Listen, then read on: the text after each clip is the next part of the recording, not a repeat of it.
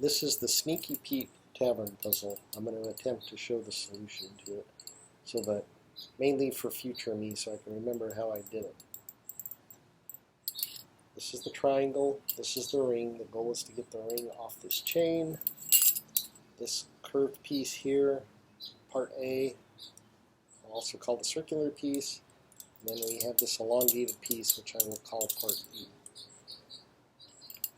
The first move is we have to get this ring up between part A and part B, and then over this piece, which I'll call the horn. When you do this, the ring has to be oriented in this position, with the chain as you come up from the bottom, going from inside to the outside. Not like this. You need it oriented like this. When you do it, you also need to lift the triangle with your pinky or some other part of your hand to provide slack. But a key part of doing this puzzle is to orient part A, the circle, and B, this elongated piece, in the correct way. So to start out with, you want to jam part A all the way to the end of part B like this, and then rotate part B down. Now what that does is gives you a nice opening to put the ring through. So once we get it in this position, you lift the ring up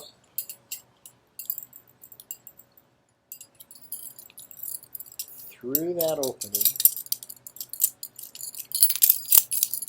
and then around that horn. And then you let it drop into the center of the puzzle. So you'll have to give it some slack, you might have to shake it a little bit, but the goal is to get the ring into the middle of the puzzle like this with 2 loops of chain around it. Now the next step, whichever side has the most chain, I don't think it should matter which way you do this, but I always do that from this side that has the most chain. You take the ring and move it around piece B, up and around that horn, and around the other side of piece B.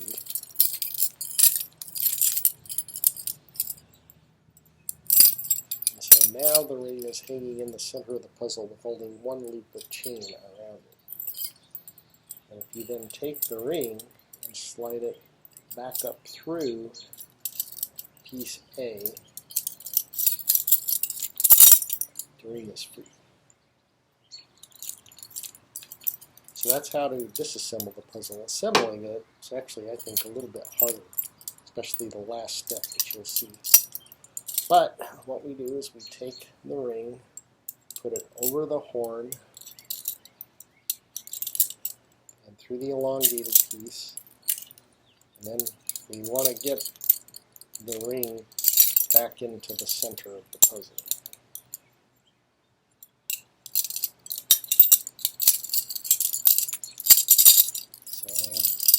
Provide some slack, jiggle it a little bit, but you'll get the ring down into the center of the puzzle, hanging off 1 loop of chain.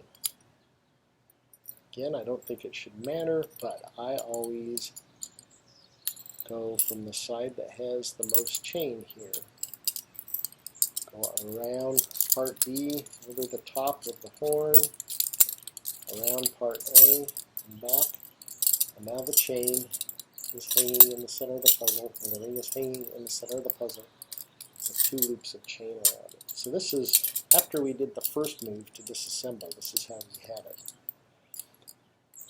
So we're just going to reverse that first move, but this is where I think it's a little harder. So we need to move this ring back up through B and over A, but then we got to get it around this horn.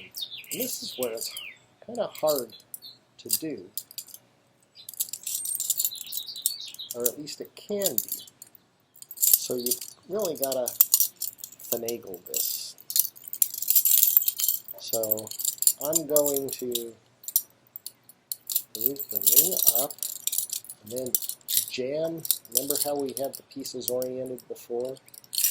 It's harder now, though, because there's chain kind of clogging up the middle of things, which makes it more difficult. But nonetheless, you work with it. If it doesn't work from one side, try it the other way. And see if you can get the ring up. There we go. I messed with it enough that it finally went around. Now we're back to where we started. That's the solution to Sneaky Pete.